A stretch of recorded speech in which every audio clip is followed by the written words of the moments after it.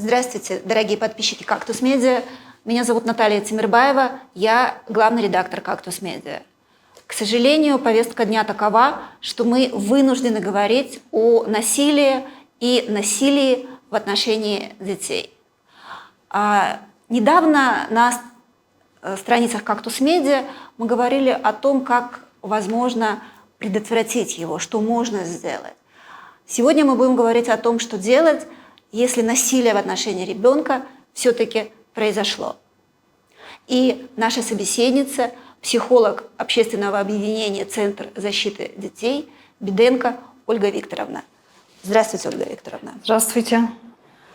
Для начала давайте вы нам расскажете, какое насилие вообще происходит в отношении детей в Кыргызстане. Можно сказать, что вообще подразделяется 4 основных вида насилия. Это физическое, это психоэмоциональное насилие, сексуальное, что сейчас часто звучит, и еще один вид насилия, как пренебрежение основными нуждами и потребностями ребенка. И вот по этим видам насилия случается насилие у нас. Пренебрежение основными потребностями – это право на учебу, на отдых. Угу. Это то, чтобы ребенок имел вкусную или доступную, или основное, чтобы была еда, была одежда, было жилье безопасное, где он может проживать. Это основные нужды и потребности. Иной раз ребенок этого не получает. К психоэмоциональному что относится? К психоэмоциональному, вообще психоэмоциональное насилие, оно присутствует во всех видах насилия, потому что это стрессовая ситуация для ребенка и страдает психика. То есть если ребенка избили, если было сексуальное насилие, то обязательно идет и эмоциональная травма для ребенка. Поэтому этот вид насилия присутствует везде. Сейчас, можно сказать, он достаточно распространенный, потому что можно даже обратить внимание, много случаев, то есть оно незаметное. Вот в чем особенности этого вида насилия, оно незаметное. Кажется, ребенок живет в хорошей семье, все имеет, но тем не менее бывает, проявляется психоэмоциональное насилие, допустим, когда разводятся родители. Для ребенка это эмоциональное напряжение. Он переживает из-за этого, будем так говорить, его мир рушится, он не понимает, ему тревожно, где он жить будет, что будет с его родителями. И психоэмоциональное насилие может проявиться так, он неожиданно для себя берет ответственность, ему кажется, это из-за него родители разводятся. И еще так мама может ненароком или отец, вот из-за тебя мы еще и семья распадается. То есть это такой незаметный вид насилия, очень тонкий. Как избежать этот вид насилия? Не разводиться, жить людям, которые уже не хотят жить друг с другом? Вот хороший вопрос. Для этого очень важно знать родителям о том, что происходит с ребенком. Чаще всего не замечают, не думают об этом. И более того, когда разводятся, начинают манипулировать, с кем будет жить ребенок. Делят его или не разрешают жить с папой или с мамой, а ребенок хочет жить и с папой, и хочет жить с мамой. И он чувствует себя предателем, если он к папе идет, как родители договорились, он живет с отцом, но в это время он чувствует вину перед мамой, потому что он знает, что она в это время ей плохо, ее душа не на месте, и ребенок точно так же. Мы можем говорить, нет, это не насилие, но важно, чтобы знать, что негативные эмоции идут у ребенка. Нельзя прожить без негативных эмоций. Без негативных эмоций прожить нельзя. То есть опять же, наши слушатели могут сказать, мне кажется, вы слишком увлеклись психологией. Да, я согласна с вами, да. Но вот здесь все-таки, да, когда мы профессионалы, я когда готовилась к этой передаче, думала, если у меня спросят, как часто бывает насилие, то, конечно, я могу сказать очень часто, да, потому что я каждый день с ним сталкиваюсь, работая в своей организации. Ко мне приходят на консультацию, и во всех случаях есть факты насилия. И как не психологи должны задумываться над тем, как помочь людям, чтобы разобраться в этой ситуации, как же быть, как управлять своими негативными эмоциями, отказываться от них или принимать ситуацию и как-то ее правильно, мудро проживать. То есть для родителей важно знать, вот хочется прямо на камеру сказать, что когда вы разводитесь, когда вы делите детей, знайте, насколько больно ему. И это тоже, можно сказать, идет психоэмоциональное насилие над ребенком. И здесь, опять же, вы не призываете не разводиться. Нет. Очень важно проговаривать все, чтобы ребенок понимал, что он не причина развода для родителей. Чтобы ребенок понимал, что он может жить и с папой, и с мамой. Что они разводятся между собой, но для него они остаются родителями. Хуже, если говорить в аспекте насилия, если семья остается вместе, но при этом негативные эмоции друг к другу, да еще с постоянной ссорой и скандалы, а не дай бог еще и драки, ребенок это видит, и он тоже является свидетелем насилия, он получается эмоциональное насилие получает. Поэтому вот этот момент к чему? К тому, чтобы родители понимали, как можно предотвратить насилие психоэмоциональное над ребенком, не забывать про него. Важно и с ним разговаривать. То есть это семья, если приняли решение о разводе, почему-то мы эту тему подняли, да, важно не забывать про детей и не делить. Родители любые боятся крайних форм насилия. Это сексуализированного насилия прежде всего, а затем какого-то рэкета, буллинга, хейта, преследования в школе и физического насилия со стороны чужих, со стороны любых людей. При этом ребенок не всегда сообщает о совершенном насилии, потому что его просто запугали. Вот давайте сначала поясним, как можно заметить, что ребенок стал жертвой насилия. Вот такого крайнего вида крайнего, насилия. да. Вообще, вы правильно заметили, ребенок не говорит об этом, потому что его могут запугать. С другой стороны, он и хочет сказать, но не может. То есть ему трудно, он боится вновь проживать те эмоции, которые он испытывал во время этого действия, и хочет сказать, но не может. И страшно. Поведение ребенка меняется, если он подвергся насилию. Он может закрыться в себе, не разговаривать. Пропадает желание учиться. А если это в школе было насилие или по дороге в школу, то есть просто не идет в школу. И родители же видят этот факт. Плюс школа все-таки отслеживает, не все-таки, а действительно отслеживает посещение уроков. Могут заметить, ребенок стал пропускать школу. То есть это сигнал, что-то происходит. Ребенок может, наоборот, быть агрессивным, резко отвечать на вопросы родителей, что случилось. Да ничего не происходит, все нормально у меня, если это подросток. То есть родители могут почувствовать, что с ребенком что-то не так. Заметно будет. Так, Ольга Викторовна, вот честно, вы сейчас описали, либо замыкается в себе, не хочет учиться, пропускает школу, или наоборот, становится агрессивным, не хочет общаться. На самом деле это признаки большинства подростков при вот какие-то такие специфические, которые действительно должны встревожить родителя, показать ему, что-то не так. Нужно начинать действовать. То есть обратить внимание, если было физическое насилие, то это побои, это следы побоев. Если мама, папа там как-то, то есть резкое движение, резко боится, что его ударят, допустим, какой-то весь зажатый, какой-то избегающий всего, это может быть признаком. Знаете, немножко конкретно, если признаки физического насилия, то на это внимание можно обратить, что оно было. Я так понимаю, что тоже это вот крайние какие-то формы, что обычный подросток, он становится обычно агрессивным или обычно тихим.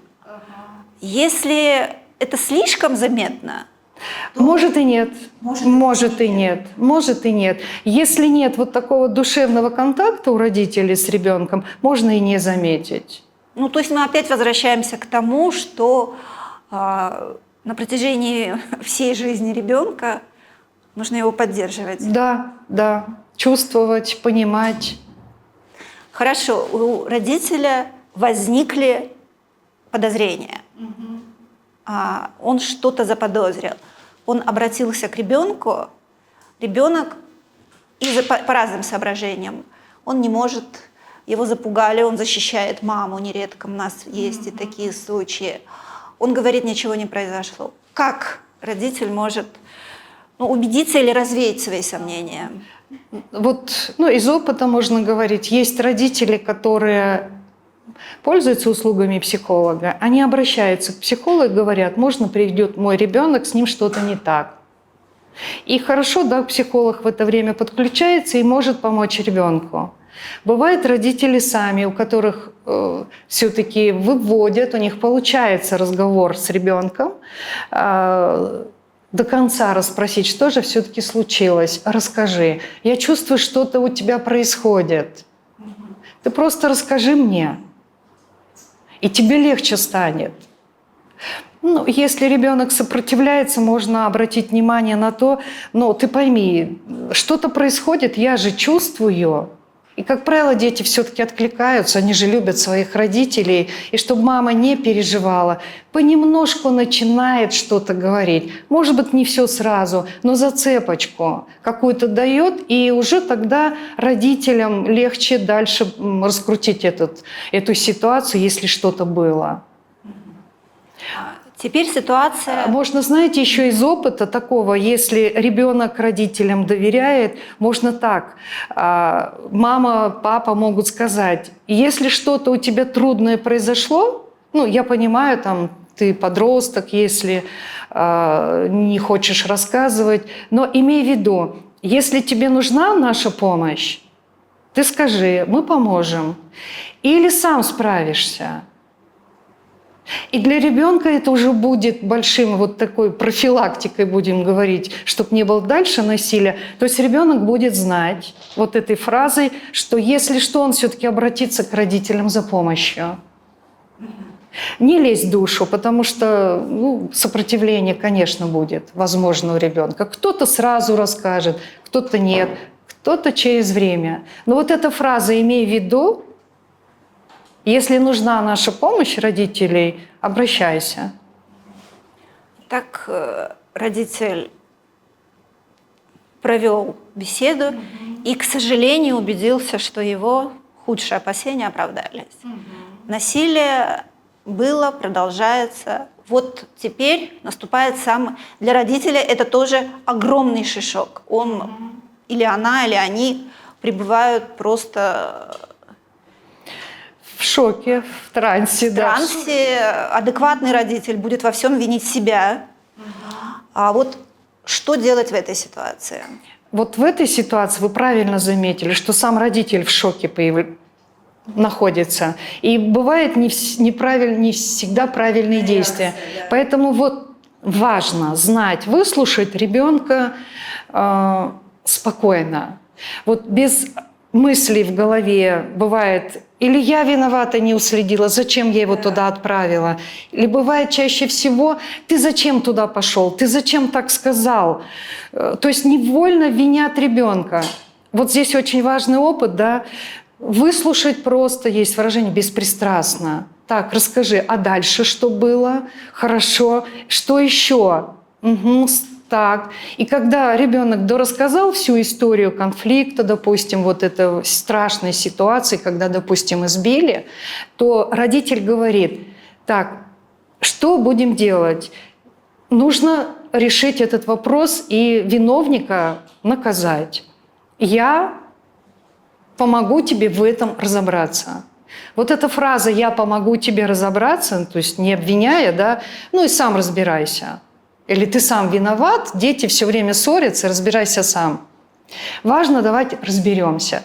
То есть, если, такое допустимое, бывает же, дети дерутся между собой.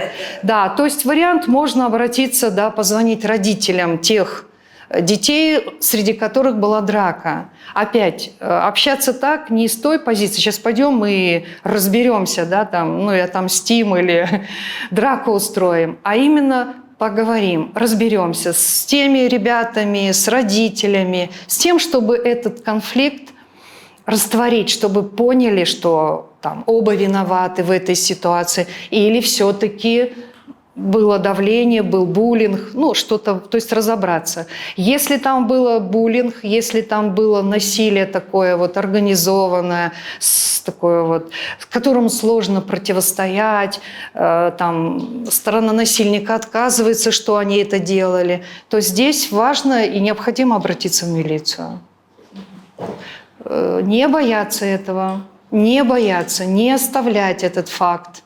Не вестись на уговоры ребенка, который может говорить: нет, мне хуже будет, меня со мной это сделают. Нельзя останавливаться.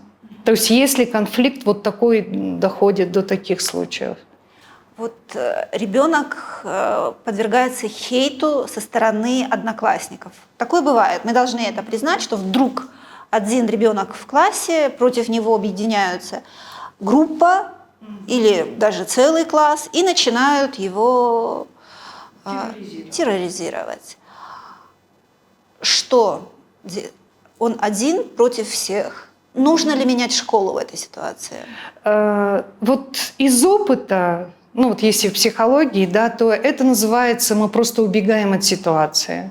И если он ее не проработает, не проживет правильно, чтобы выйти не сломленным из этой ситуации, то уход в другую школу не вариант. Он может попасть более... То, что он уйдет в другую школу с мыслями и страхом, а вдруг повторится.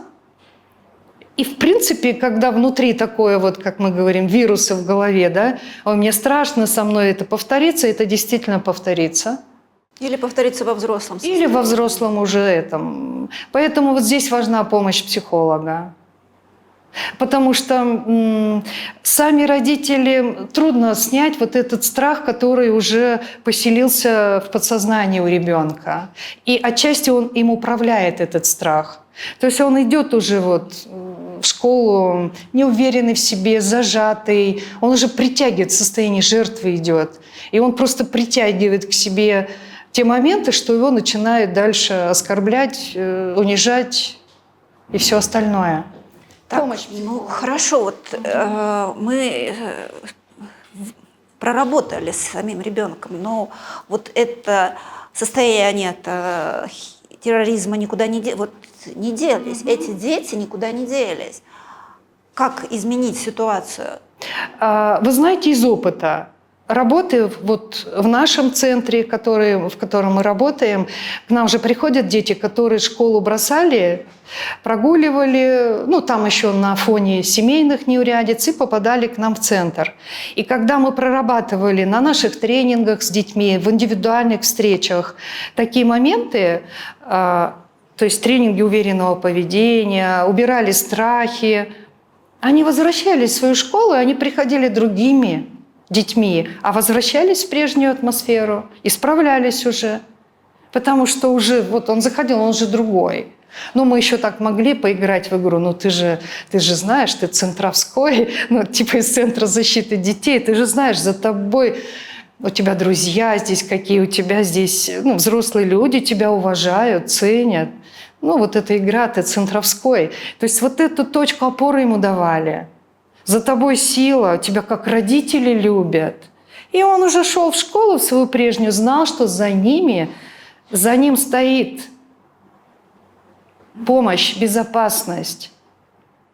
Теперь давайте разберем другую ужасную ситуацию, когда за ребенком нет любящего родителя. Может быть, потому что его родители в миграции на заработках, может быть, потому что у них нет ни знаний, ни средств, То есть они любящие, но у них нет знаний и средств помочь ему. Быть рядом с ребенком нет такой возможности. Что делать? Угу. Вот один из моментов, ну, что опять же Центр защиты детей делает. Мы много работы проводим в наших целевых школах, работаем с учителями и говорим с ними о профилактике насилия вот не в таком большом объеме, да, как вот снизить уровень насилия там в стране, а именно здесь, вот на своей территории, на своем уроке, в своей школе, чтобы быть чувствительными к тому, что происходит с детьми, которые остались без родителей, ну, которые в эмиграции, которые сироты, которые алкогольная зависимость. То есть акцент много может сделать учитель, простраивая работы с одноклассниками. И много зависит от учителя. Если учитель является таким невольным защитником этого ребенка, то и одноклассники не смогут вот эту защиту невидимую пробить. То есть Центр защиты детей в том числе занимается и этими вопросами. К вам обращаются. По случаям насилия вам обращаются родители. Есть такое. И вы оказываете им поддержку. Да. По крайним случаям насилия. Вот, знаете, у нас проект, который направлен на формирование безопасной, дружелюбной среды в школе. И мы работаем с учителями, для них проводим тренинги, как учитель может выявить факты насилия над ребенком в семье, на улице, как может поддержать этого ребенка, куда передать информацию, если выявит такой факт. Мы проводим тренинги для детей, вот как раз тренинги личностного развития, где учатся дети и тоже говорят о насилии, и как себя защитить, и как самому не стать насильником. Это очень важный тренинг. Потому что детей же тоже вовлекают вот в эти группировки, где ты будешь с нами, ты сильный, ты здесь крутой, дома ты никто, а здесь ты с нами, и поэтому вот сейчас вот мы над этим будем, сейчас разберемся вот с этим малышом, допустим. То есть тренинги, они с психологическим уклоном, чтобы дети чувствовали, что происходит с теми детьми, над которыми они смеются, которых они обзывают. И часто бывает, не часто, статистику не могу, вообще часто, да, что те дети, которые сами были проблемными, как их называют в школе, могли сами рэкетом заниматься, после этих тренингов меняются и становятся уже лидерами, которые в правильном русле ведут за собой ребят. То есть конкретная работа ведется, много не говорить, а конкретно уже делаем, да, там. Хоть один учитель заметит, выявит, да, что ребенок без родителей, и оказывается родственники, психологическое насилие. Да. Живешь ты тут, твои родители тебя бросили на нашу голову. Уже насилие, можно сказать, психоэмоционально. Достучались, дозвонились до родителей, что ребенок плохо стал учиться, что-то происходит. Приехали родители, порешалась ситуация. То есть учителя очень большой компонент в работе по профилактике насилия. И важно сказать, что учителя откликаются на это.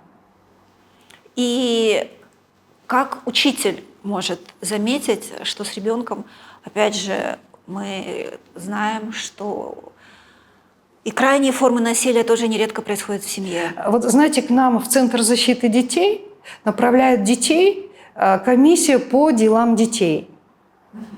И в эту комиссию направляют информацию о том, именно школа часто, социальные педагоги или классный руководитель. Все, ребенок бросил школу, он не ходит, что-то происходит. Или ребенок рассказал о том, что у него беда дома. Даже факты сексуального насилия выясняются, и тогда их направляют к нам, часто через школу. И что вы делаете с такими детками? Наш центр, получается, уже в последнее время специализированный на работе с детьми в трудной жизненной ситуации. И параллельно мы говорим, это подвергшихся насилию всем видам. Я как психолог в первую очередь, то есть индивидуальная работа, коррекционные занятия, это групповая психотерапия. Наши сотрудники подготовлены в том, чтобы проводить такие занятия. И плюс вся атмосфера к тому, что мы говорим, ребенок к нам попадает, и акцент мы делаем на безопасное пространство. Что мы создаем условия, по возможности, конечно, для детей, чтобы они были в безопасной среде. Но основной акцент – это мы работаем с последствиями психотравмы, то есть коррекция страхов, чувство вины. Вообще там находим, да, есть ли ресурсы, чтобы жить. Может ли ребенок обратиться к вам напрямую, или все-таки это должно быть через взрослого ответственного лица? Там учитель, родитель, кто-то еще, милиционер? Вот, да, вопрос. Наши дети, которых мы обучили в школах, в целевых наших, они дают всем детям, для которых они проводят тренинги по принципу равный равному, они дают информацию, куда они могут обратиться за помощью. То есть если с ними случилось насилие, они могут позвонить на телефон доверия 111. И ребенок может обратиться на телефон доверия, и ему дадут информацию, куда можно обратиться дальше. Его могут поддержать психологически по телефону доверия. Его поддержат? Его поддержат. Был один момент из опыта нашей работы, когда девочка подверглась сексуальному насилию, и именно через телефон доверия, на который она позвонила, ей своевременно оказали помощь, и она просто сейчас, радуемся за нее, потому что она везде, на всех этапах получила профессиональную поддержку. Милиция отреагировала. Тут же был задержан насильник. Семья поддержала, потому что девочку направили к нам в центр. Она получила от нас поддержку и коррекцию психологическую. Поддержку получила психологическую ее семья. Она получила юридическую консультацию, то есть последствия были минимальные. Сейчас успешная, продвинутая. Приходила к нам одно время в центр и поддерживала других детей. Говоря, стала ролевой моделью, так образно говоря, да, что держитесь, справляйтесь, работайте над собой. То, что с вами случилось, это не катастрофа. Все-таки родителей волнует вопрос, как уберечь ребенка, как не допустить. Вот еще раз давайте, вот возможно ли, хорошо, там от некоторых форм психологического насилия, понятное дело, что балбес, говорит каждый родитель, рано или поздно своему ребенку, но от крайних форм. Вот знаете, когда мы говорили основные нужды и потребности ребенка, да, и вообще, если говорить, основные потребности человека – это кушать, пить, дышать, тогда он живет. И еще одна важная потребность – это быть в безопасности, быть защищенным. Если ребенок знает, что у него есть родители, и они его любят, хоть они где-то его ругают, может быть, с любовью балбесом называют, может, где-то как-то жестче, но он эту любовь чувствует, и доверие их к нему, то он уверенный, он спокойнее, он идет такой в школу. То есть к нему его и трудно сломать, чтобы запугать, обозвать. К нему это не прилипнет, потому что он чувствует, их нет рядом, они на работе, но он чувствует эту заботу и присутствие родителей за спиной. Он может и сдачи дать, он может прийти домой родителям, рассказать, что с ним происходило. И если в семье есть такая традиция, и это важно, знать, что ребенок – это равноправный член семьи.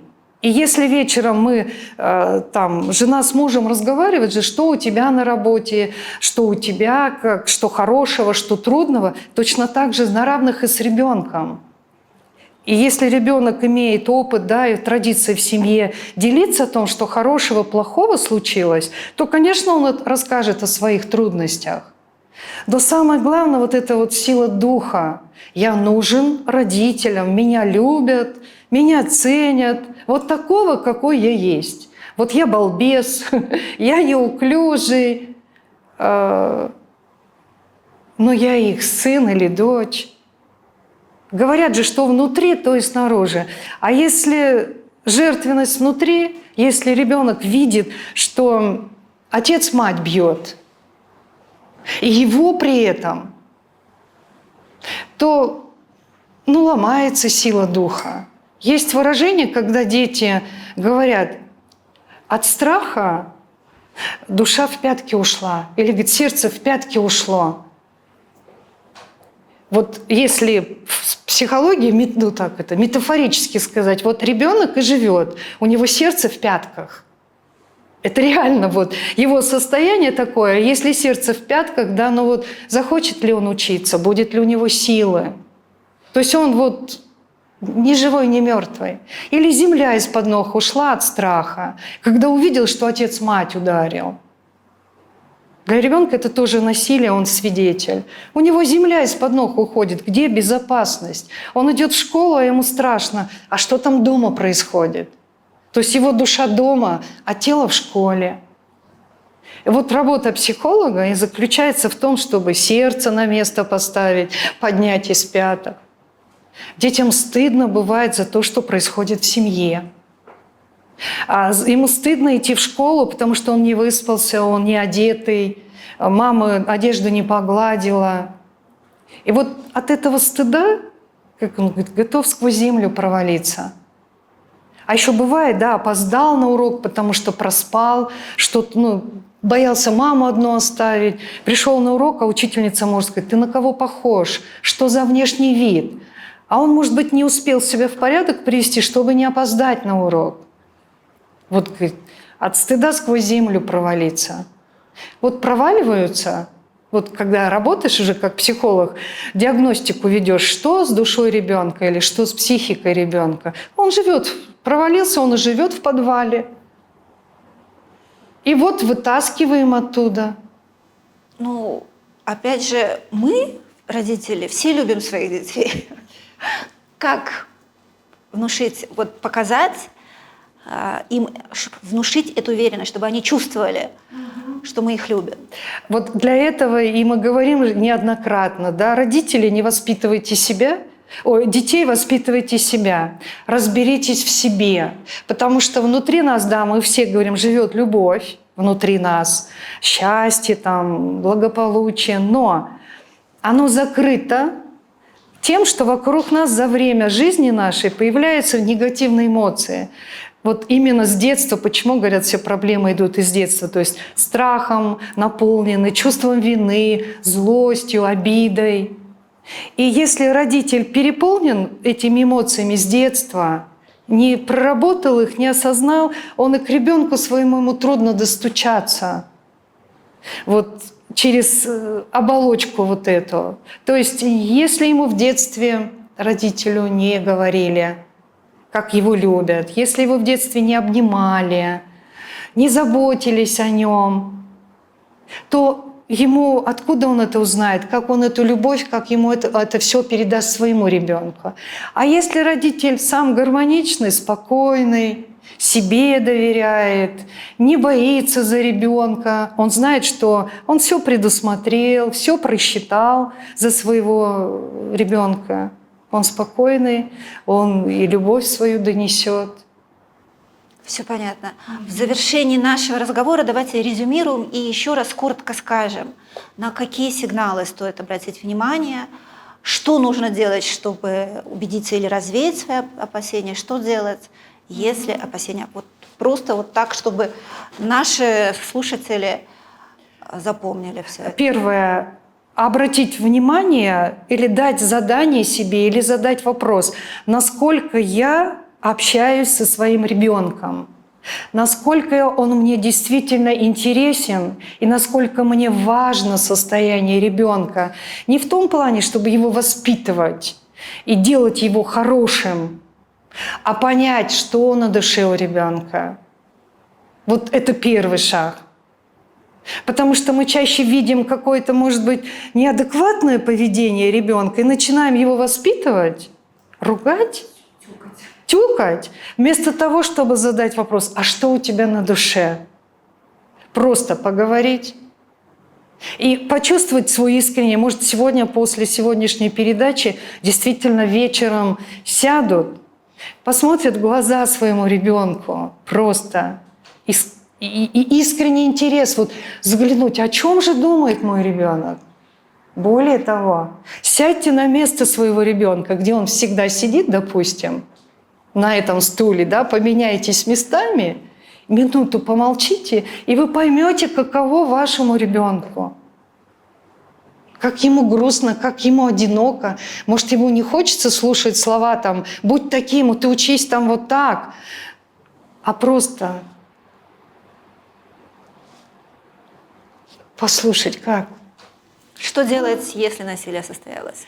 Если случилось, я еще раз говорю, не бойтесь. Не бойтесь обращаться за помощью в милицию, к школьному психологу. То есть ребенок же принадлежит какому-то району. Могу сказать, очень профессионально работает из нашего опыта милиция. Если мы говорим, тут же реагируют. Школьные психологи или соцпедагоги, классный руководитель откликаются. То есть это работает система. Главное вот не закрываться в себе и просить помощи. У нас есть Центр помощи детям, государственная организация, куда можно обратиться за помощью. Юрист, психолог бесплатно работает. То есть наш Центр защиты, мы оказываем услуги, но вот как это, у нас же приюты и большое количество детей наших, и плюс дневные центры, но есть Центр помощи детям еще. То есть есть места, куда можно обратиться за помощью. И еще раз телефон, куда может позвонить сам ребенок, если он боится. 111 или 111 – это телефон доверия, он работает. Спасибо большое. Я напоминаю, с нами была Беденко Ольга Викторовна, психолог, общественное объединение «Центр защиты детей». Мы говорили о том, как распознать насилие в отношении ребенка, что делать, если в крайнем случае это насилие состоялось. И я еще раз хочу напомнить телефон 111. По этому телефону может позвонить ребенок. Дети вам поверят. Вы получите помощь. Спасибо большое.